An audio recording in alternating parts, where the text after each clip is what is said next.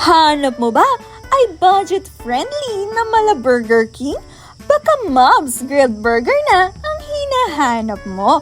Located ito sa Salazar Street, Candelaria, Quezon. At sa pagpunta mo nga sa stall nila, ito na agad ang bubungad sa'yo, ang napaka-approachable nilang staff. At ipapakita ko nga sa inyo kung saan ba ito totally located. Ito ay sa LDP Commercial Building.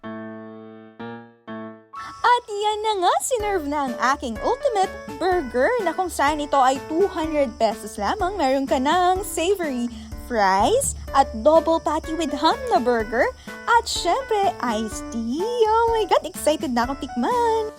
At wala nang patumpik-tumpik, let's have our first bite.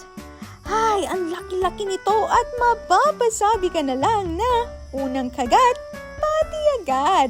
Kasi nga, as I mentioned kanina, double patty to. Sobrang cheesy niya, guys. And at the same time, yung gulay niya sa ilalim, di mo na siya malalasahan kung hindi ka kumakain ng gulay. Kasi nga, sobrang cheesy at yung patty nila yung malalasahan mo. Sabi nga nung owner is yung patty nila ay sariling recipe daw nila. Sobrang sarap niya, guys. Promise. At sobrang nakakabusog.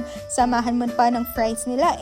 Talaga namang mapapasabi ka ng busog.